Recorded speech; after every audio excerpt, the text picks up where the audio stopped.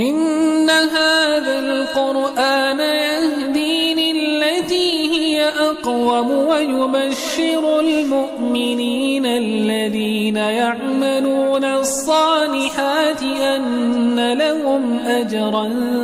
كبيرا. بسم اللہ الرحمن الرحیم، الحمد للہ رب العالمین والصلاة والسلام علی رسولہ النبی الکریم وآلہ وصحبہ اجمعین، وبعد. اعوذ باللہ من الشیطان الرجیم. یا بنی اسرائیل اذکروا نعمتی التی انعمت علیکم وانی فضلتکم علی العالمین. اللہ کے فضل و کرم سے، اس کی خاص رحمت سے آج رمضان کا پہلا روزہ اور سلسلہ تفسیر کے اندر 47 نمبر آیت سے لے کر 52 تک کی انشاءاللہ تعالی آج تفسیر اور ترجمہ ہوگا. اللہ تعالیٰ سے دعا گو ہوں اللہ رب العالمین اس رمضان کے اندر ہم سب کی بخشش فرما دے، ہمارے بیوی بچوں، ہمارے ماں باپ اور آنے والی نسلوں کی. اللہ ہمیں سعادہ میں شمار کرے اور اللہ رب العالمین احکم الحاکمین ہم سے تمام پریشانیوں، وباؤں، بیماریوں کو دور رکھے. اللہ کشادگیاں نصیب فرمائے اور تنگیوں سے بچائے. مشاہدین قرآن کا اور رمضان کا بڑا گہرا تعلق ہے، بہت گہرا تعلق ہے. جہاں یہ اس مہینے میں نازل ہوا ہے، وہیں پر اس رمضان کے اندر قرآن پاک پڑھنے اور سمجھنے، اس کے اندر تدبر حاصل کرنے اور عمل کرنے کا بہت بڑا موقع فراہم ہوتا ہے. صرف اور صرف ایک بات آپ سمجھ لیجئے، اللہ رب العالمین احکم الحاکمین نے فرمایا وَمَنْ أَعْرَضَ عَنْ ذِكْرِي فَإِنَّ لَهُ مَعِيشَةً ضَنْكًا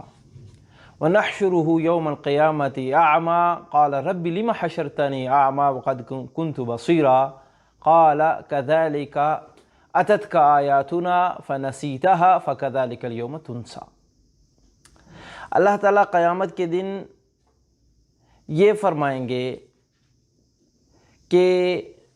ایک بندہ کہے گا الہی تو نے مجھے یہاں پر اندھا کیوں اٹھایا ہوا ہے؟ تو اللہ تعالیٰ فرمائے میری آیتیں تیرے پاس آئی تھی اور تو ان سے اندھا رہا، لہٰذا تیرے ساتھ آج اندھا کر کے معاملہ کیا جا رہا ہے.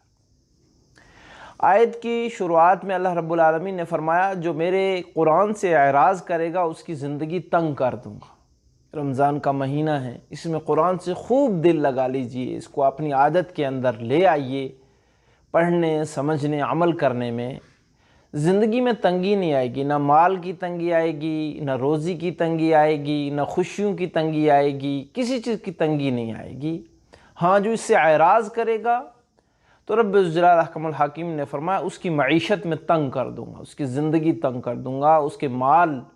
اور اس کی زندگی میں فقیری آ جائے گی، دل کی فقیری، مال کی فقیری اور بہت ساری پریشانیوں میں آئے گا. وہ اللہ تعالیٰ سے تمام پریشانیوں سے نجات مانگتے ہیں اور اللہ تعالیٰ سے دعا کرتے ہیں اللہ تعالیٰ ہمیں قرآن سے دل لگانے کی توفیق دے، پڑھنے، عمل کرنے، سمجھنے کی. بنی اسرائیل کا واقعہ پہلے بھی آیا ہے، لیکن پہلے بنی اسرائیل سے مراد وہ لوگ تھے جو کافر تھے. اور آیت نمبر 47 جہاں سے آج ذکر شروع ہو رہا ہے اور درس شروع ہو رہا ہے، اس سے وہ بنی اسرائیل مراد ہیں کہ جو ایمان لائے تھے. آیات بینات پہ غور کیجیے. یا بنی اسرائیل اذکروا، اے بنی اسرائیل میری نعمتوں کو یاد کرو جو میں نے تم پر کیں. وَأَنِّي فَضَّلْتُكُمْ عَلَى الْعَالَمِينَ، اور میں نے تمہیں جہان والوں پر فضیلت عطا کی. بہت ساری نعمتوں کا ظہور کیا، میں اس سے پہلے بھی ذکر کر چکا ہوں. اور یہاں پر بھی کچھ آگے نعمتوں کا مفصل خود ذکر اللہ رب العالمین فرما رہے ہیں. ان میں ایک چیز کا ذکر اسی آیت میں آیا کہ انی فضلتکم علی العالمین. امت محمدیہ صلی اللہ علیہ وسلم سے پہلے وہی لوگ خیر الامت تھے. بنو اسرائیل کو ہی تمام امتوں پر فضیلت دی ہوئی تھی. ان کے گناہوں کے سبب، ان کی بدماشیوں کے سبب، ان کی نافرمانیوں کے سبب، اللہ اور رسولوں کی گستاخیوں کے سبب اور جا بجا انبیاء علیہ السلام سے ٹکرانے کے سبب اللہ رب العالمین نے ان نعمتوں کو چھین لیا، اور سب سے بڑی جو نعمت چھینی وہ یہ کہ ان کو خیر الامت کا لقب اور وہ مقام ان سے چھین کر پھر امت محمدیہ صلی اللہ علیہ وسلم کو دے دیا گیا۔ اور یاد رکھیے امت محمدیہ صلی اللہ علیہ وسلم کے اندر بھی یہ بڑا درس ہے، امت محمدیہ کے لیے یہ بڑا درس ہے، اگر وہ بھی ان نعمتوں کا اعراض کرتے ہیں جو نعمتیں ان پر کیں، وہ قرآن کی نعمت ہو تب، وہ رسول اللہ صلی اللہ علیہ وسلم کی بعثت کی بڑی نعمت ہو تب، اور اسی طرح سے دین کے تحفظ کی ذمہ داری اللہ نے لی وہ نعمت ہو تب، اس میں رد و بدل نہیں ہو سکتا۔ بڑی نعمتیں اللہ تعالیٰ نے امت محمدیہ میں کی۔ آگے چل کے ان آیات بینات میں یہ بھی معلوم ہوگا بڑی تخفیف جو نبی علیہ السلام نے فرمایا کہ 5 چیزوں پر جو مجھے فضیلت دی گئی ہے، وہ 5 چیزوں کی وجہ سے جو پرانی امتوں کو نہ تھی، نہ پرانے انبیاء علیہ السلام کو تھی، سابقین کو وہ نہ تھی، جو مجھے دی گئی۔ اوتیت خمسا لم یؤتہن احد من قبلی، مجھے 5 چیزیں دی گئیں جو میرے پہلے انبیاؤں کو، بھائیوں کو نہیں دی گئی تھی۔ ان میں میرے بھائیوں ایک چیز کا یہاں پر بھی ذکر ہوگا، اللہ تعالیٰ نے پیارے نبی علیہ السلام کی امت کو توبہ کے لیے صرف کلمات سکھائے۔ بھائی استغفر اللہ کہہ لیجئے، اللہم اغفر لی کہہ لیجئے، رب اغفر لی کہہ لیجئے۔ مجھے یاد آیا حاتم طائی بہت بڑے سخی تھے، ان کے بیٹے عدی مسلمان ہو گئے تھے، ان کی بہن پہلے مسلمان ہوئی تھی، تاریخ میں بڑا پیارا واقعہ ہے۔ اس کے بعد عدی بھی مسلمان ہو گئے تھے رضی اللہ عنہ۔ کبھی کسی وقت میں انہوں نے پوچھا، اے پیارے نبی صلی اللہ علیہ وسلم، میرے والد تو بڑے سخی تھے، کیا ان کے ساتھ انجام ہوا؟ کیا ان کا وہ کس جگہ گئے، یعنی جہنم میں یا جنت میں؟ پیارے نبی علیہ السلام نے فرمایا اگر وہ ایک مرتبہ بھی یہ کہہ دیتے رب اغفر لی خطیئتی یوم الدین، الہی میرے گناہوں کو بخش دینا، اے قیامت کے دن کے مالک میرے گناہوں کو بخش دینا، اگر ایک مرتبہ بھی کہہ لیتے تو ضرور اس کے لیے حجت بنتی۔ کبھی انہوں نے یہ کلمہ بھی نہیں کہا تھا، گویا یہ بہت بڑا کلمہ ہے توبہ کرنے کے لیے، اللہم اغفر لی یا رب اغفر لی۔ اس کلمے کو لازم پکڑیے، اور یہ نبی علیہ السلام کی امت کے لیے ایک بڑی آسانی، بڑا امتیاز ہے جو پہلی امتوں کو نہیں ہے۔ لہٰذا یہ بنو اسرائیل کی ایمان والوں کا ذکر شروع ہوا، ان کو ایک بڑی نعمت سے نوازا گیا تھا، لیکن وہ بڑی ایک نعمت انہوں نے اپنے ہاتھ سے گوائی، اور گوانے کا سبب ناشکری، گوانے کا سبب اپنے دین کے اندر نئی باتیں گڑنا، رد و بدل کرنا، منمانی کرنا، خواہش پرستی کرنا، یہ تمام چیزیں وہ تھیں کہ جو ان سے یہ بڑی نعمت چھن گئی۔ امت محمدیہ صلی اللہ علیہ وسلم کے لوگ، ہم اور آپ، بہت عبرت ہے ہمارے لیے اس سبق اور اس آیت میں۔ ہم بھی خیر الامت تب تک رہیں گے جب تک نیکی کا حکم دیتے، برائی سے روکتے، اللہ پر ایمان لاتے رہیں گے، ورنہ خوش گمانیاں کبھی بھی کسی شخص کا نجات کا ذریعہ نہ کل بنی، نہ آج بن سکتی ہیں، اور نہ مستقبل میں بنیں گی۔ بڑا سبق۔ پھر اب اللہ رب العالمین نے آنے والی آیت میں فرمایا وَاتَّقُوا يَوْمًا، اے بنی اسرائیل ڈر جاؤ اس دن سے لا تجزی نفس عن نفس شیئا ولا يقبل منها شفاعة ولا يؤخذ منها عدل ولا هم ينصرون۔ اس دن سے ڈریے، نہ کام آئے گا کوئی نفس کسی نفس کے، نفع نہ پہنچا پائے گا کچھ بھی، نہ قبول ہوگی کسی سے سفارش، اور نہ کسی سے کسی کے بدلے عوض میں رکھا جائے گا، ولا هم ينصرون، اور نہ ہی وہ مدد کیے جائیں گے۔ اللہ کی اجازت کے بغیر نہ مدد ہو سکتی ہے، نہ اللہ کی اجازت کے بعد سفارش ہو سکتی ہے، اور کوئی کسی کے بدلے میں آ کر کھڑا ہو جائے یہ تو ناممکن ہے۔ اور کسی کے کچھ کام آئے، انبیاء علیہ السلام جب نفسی کر رہے ہوں گے تو اور کسی کے کام آنے کا دعویٰ کون کر سکتا ہے، اور کون اتنی ہمت رکھ سکتا ہے؟ کوئی بھی نہیں۔ میرے بھائیوں، یہاں پر جو بات سمجھنی ہے وہ یہ کہ احادیث صحیحہ سے یہ بات ثابت ہے کہ، اور پیارا اللہ رب العالمین نے سورہ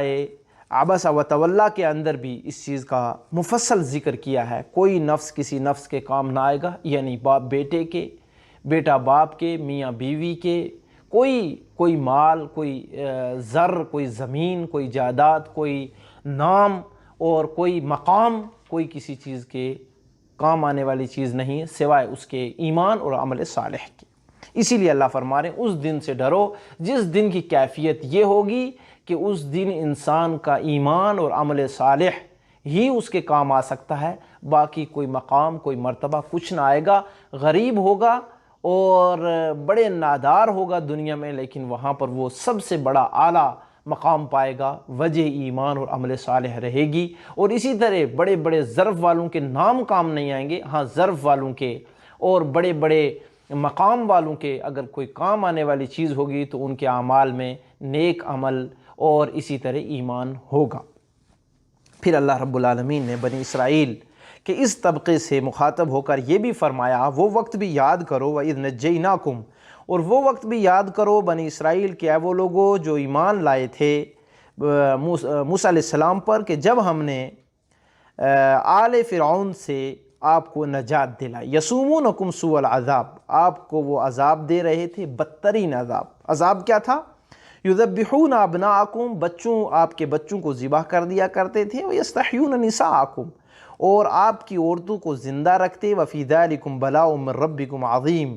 اور اس میں آپ کے رب کی طرف سے آپ کے لیے بڑی آزمائش تھی۔ آزمائشیں بھی رب کی اجازت کے بغیر نہیں آتی ہیں، اللہ کی اجازت بڑی بڑی آزمائشیں اور چھوٹی چھوٹی آزمائشیں، کوئی بھی آزمائش ہو وہ رب کی اجازت کے بغیر منتقل نہیں ہو سکتی۔ کرونا وائرس بھی اللہ کی اجازت کے بغیر کہیں منتقل نہیں ہو سکتا۔ کہتے ہیں جی ایک دوسرے سے دور رہیے، یہ تمام فاصلے، یہ تمام دوریاں، یہ تمام تدابیر شریعت کے تحت ہیں، اس کا انکار نہیں، لیکن یاد رکھیے کہ جہاں یہ تدابیر پوری ثابت ہو رہی ہوں پھر بھی آ جائے، اور جہاں پر کوئی کسی کی ملاقات ثابت نہ ہو وہاں پر بھی ہوا میں چلا جائے یا کسی ذریعے چلا جائے، وہ اللہ کی اجازت سے جڑی ہوئی چیز ہے، لہٰذا اسی لیے اللہ تعالیٰ سے معافی طلب کرتے رہنا چاہیے اور عافیت مانگنی چاہیے۔ میرے بھائیو، آل فرعون سے یہاں مراد یعنی فرعون کی آل ان کو کہا جاتا ہے جو متبعین ہوں، یعنی کہ جو فرعون جس طرح سرکش تھا اسی طرح سرکش وہ لوگ اور نافرمان جو فرعون کے ساتھ تھے، ان سے اللہ رب العالمین نے موسیٰ علیہ السلام اور موسیٰ علیہ السلام کے فرما بردار متبعین اللہ اور اس کے رسول کے جو تھے ان کو اللہ تعالیٰ نے نجات دلائی۔ اس بڑی مصیبت سے، اس بڑی آزمائش سے اللہ رب العالمین نے ان کو نجات دلائی۔ یہ یہودیوں کو اور بنو اسرائیل کو بتایا جا رہا ہے کہ ہم نے آپ پر یہ نعمت بھی کی ہوئی ہے، فرعون کو غرق کیا ہم نے اور آپ کو اس بڑی آزمائش سے ہم نے بچایا، کیا آپ اس نعمت کا شکر نہیں ادا کرتے ہو؟ اس پر بھی غور کر لو۔ وَإِذْ فَرَقْنَا بِكُمُ الْبَحْرَ، بنو اسرائیل کی یہ تاریخ ہے، یہ تاریخ ہے اور ان کی تاریخ ماضی یاد دلایا جا رہا ہے۔ ماضی دیکھیے، ماضی میں ہم نے کتنی نعمتیں کی آپ پر، اور اب آپ سرکشی کریں، یہ کسی طرح بھی جواز نہیں بنتا۔ اے اہل مدینہ، اہل مدینہ سے مخاطب ہو کر، اہل مدینہ کے بنو اسرائیل سے مخاطب ہو کر بات ہو رہی ہے، اور اس وقت پوری امت مخاطب ہے اور پوری دنیا مخاطب ہے۔ جی ہاں، وَإِذْ فَرَقْنَا بِكُمُ الْبَحْرَ، اور اے بنو اسرائیل اپنی آپ مدینہ والو وہ تاریخ بھی یاد کرو کہ جب ہم نے آپ کے آبا و اجداد کو جہاں ان بڑی مصیبتوں سے بچایا تھا، وہیں پر ہم نے یہ کیا کہ جب وہ موسیٰ علیہ السلام کے ساتھ آگے بڑھے تو ہم نے تمہارے لیے دریا کو پھاڑ دیا اور تمہیں اس پار کر دیا، فَأَنْجَيْنَاكُمْ، تو ہم نے آپ کو پار لگا دیا، وَأَغْرَقْنَا آلَ فِرْعَوْنَ، اور فرعون اور ان کے متبعین جو سخت قسم کے جرار اور کرار تھے، بڑے ظالم اور جابر تھے، ان کو ہم نے ہلاک کر دیا۔ وَأَنْتُمْ تَنْظُرُونَ، اور یہ تمہارے آباء و اجداد کی آنکھوں کے سامنے وہ خود اس چیز کے گواہ تھے، اور آپ ان چیزوں کو اپنے آباء و اجداد سے سنتے آئے ہو، اور آپ کو پورا علم ہے کہ کتنی بڑی نعمت اللہ تعالیٰ نے آپ پر کی تھی۔ لہٰذا آج آپ ان نعمتوں کو یاد کرو اور غور کرو کہ ان مصیبتوں سے نجات دلانے والی ذات بھی اللہ تھی، جس ذات نے آج آپ کو یہ حکم دیا ہے کہ آپ پیارے نبی صلی اللہ علیہ وسلم پر ایمان لاؤ اور قرآن کو اپنی کتاب مان لو، اس کو ہدایت کا سرچشمہ مان لو، اور یہی تم سے وعدہ لیا گیا تھا آپ کے نبی موسیٰ علیہ السلام کے زبانی، جیسے ہمارا پیچھے درس ہوا ہے اور اس میں اس آیت پر تفسیر ہوئی تھی، ذکر گزر چکا ہے۔ پھر رب العزت فرماتے وَإِذْ وَعَدْنَا مُوسَىٰ 40 لَيْلَةً ثُمَّ اتَّخَذْتُمُ الْعِجْلَ مِن بَعْدِهِ وَأَنْتُمْ ظَالِمُونَ، اور اے بنو اسرائیل تم اپنے کردار کی ایک بات اور یاد کرو کہ جب موسیٰ علیہ السلام 40 راتوں کا ہم نے ان سے وعدہ لیا، وہ ہم سے گفتگو کرنے آئے، اور تم نے کیا کیا، ثم اتخذتم، پھر تم نے پکڑ لیا، العجل، بچھڑے کو پوجنے کے لیے، من بعد ہی موسیٰ علیہ السلام کے جانے کے بعد، وانتم ظالمون، اور یہ تمہارا بڑا گناہ تھا، یہ بہت بڑا گناہ تھا۔ آج بھی نبی علیہ السلام اس دنیا سے جا چکے ہیں، امت محمدیہ صلی اللہ علیہ وسلم کا ایک بڑا طبقہ وہ یہ سمجھتا ہے کہ ہم مشرک نہیں ہیں، ہم شرک نہیں کر رہے ہیں، اور جو ان کو شرک کی طرف تنبیہ کر دے تو اس کو برے برے القاب سے پکارنے لگ جاتے ہیں، ان کے اوپر اپنا غصہ جھاڑنے لگ جاتے ہیں، اور وہ غور نہیں کرتے۔ اگر وہ غور کریں تو میں ان کو یہ کہتا ہوں، آپ اس آیت بینہ کو اپنے سامنے رکھیے اور دیکھیے، بنو اسرائیل کا یہ وہ طبقہ تھا جو موسیٰ علیہ السلام پر ایمان لے آیا، لیکن ایمان لانے کے باوجود انہوں نے جس چیز کی عبادت کی وہ شرک باللہ تھی، اللہ کے ساتھ شرک کرنا تھا۔ آج قبروں کو پوجا جا رہا ہے تو اس کو شرک ہی کہا جائے گا، اس کا طواف کیا جا رہا ہے تو شرک ہی کہا جائے گا، اس سے مدد مانگی جا رہی ہے قبر والے سے تو شرک ہی کہا جائے گا، اس سے امید رکھی جا رہی ہے کسی نفع کی، اولاد کی، کسی اور چیز کی، تو اس کو شرک ہی کہا جائے گا۔ کیوں کہ یہ حق صرف اللہ رب العالمین کا ہے اور اختیار میرے اللہ کا ہے، اس میں کوئی حصے دار نہیں ہے، اس میں کسی کا اختیار نہیں ہے، یہ تمام کے تمام اختیار صرف رب الجلال احکم الحاکمین کے ہیں۔ اور یہاں پر رب الجلال نے فرمایا تم جو ہے ظالم تھے، وَإِنَّ الشِّرْكَ لَظُلْمٌ عَظِيمٌ، اور سب سے بڑا گناہ جو ہے اس کو شرک بتایا گیا ہے میرے بھائیوں، سب سے بڑا ظلم وہ شرک ہے۔ پھر اللہ تعالیٰ فرماتے ثم عفونا عنکم من بعد ذلک، پھر بھی ہم نے تمہیں بخش دیا اس کے بعد، من بعد ذلک لعلکم تشکرون، تاکہ تم شکر گزار ہو جاؤ۔ اتنے بڑے شرک کے تم مرتکب ہوئے، اتنے بڑے جو ہے نعمتیں تم پر کی، تم نے نعمتوں کی قدر بھی نہیں کی، اور اتنے بڑے گناہ کیے، ان گناہوں کو بھی ہم نے معاف کر دیا، اور ہم ان تمام مہلتوں کے پیچھے یہ چاہ رہے تھے کہ تم شکر گزار ہو جاؤ۔ شکر گزار کس چیز کے؟ اللہ کی نعمتوں کے، اللہ رب العالمین کے بھیجے ہوئے جو رسول وہ اور جو کتاب ہے وہ۔ میرے بھائیوں اور سامعین و مشاہدین، یہاں بہت بڑی جو میرے اور آپ کے لیے درس کی بات ہے، اور جو میرے اور آپ کے لیے عملی گوشہ ہے وہ یہ ہے، اپنی زندگی کے کیریئر پر خوب نظر ڈالیے، کتنی نعمتوں میں اور آپ جی رہے ہیں اور ہمارے آباء و اجداد جیتے رہے ہیں۔ ان نعمتوں پر شکر کیجئے اور یاد رکھیے کہ وہ نعمتیں اللہ رب العالمین کی جو تھیں اس کے بارے میں ضرور سوال ہوگا، اور آج بھی جن نعمتوں میں جی رہے ہیں وَلَتُسْأَلُنَّ يَوْمَئِذٍ عَنِ النَّعِيمِ، اللہ نے بڑی بڑی آزمائشوں سے ہمیں بچایا ہوا ہے، اور جو آزمائشیں ہیں وہ ہمارے کرتوتوں کے سبب ہیں، لہٰذا ہمیں اپنے اعمال درست کر لینے چاہیے، اور جن نعمتوں پر ہم نے شکر نہیں کیا ان پر شکر ادا کرنا چاہیے، اور اگر کوئی ہماری زندگی میں آزمائش، امتحان ایمان والے کے لیے ہے، اس کو چاہیے اللہ سے عافیت مانگے اور اس کی عافیت پر صبر کرے۔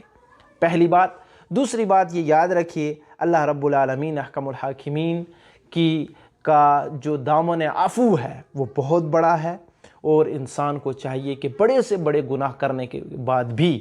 اللہ رب العالمین سے کی رحمت سے، عفو سے اور بخشش سے مایوس نہ ہو۔ اللہ رب العالمین بندے سے دو ہی چیزیں چاہتے ہیں،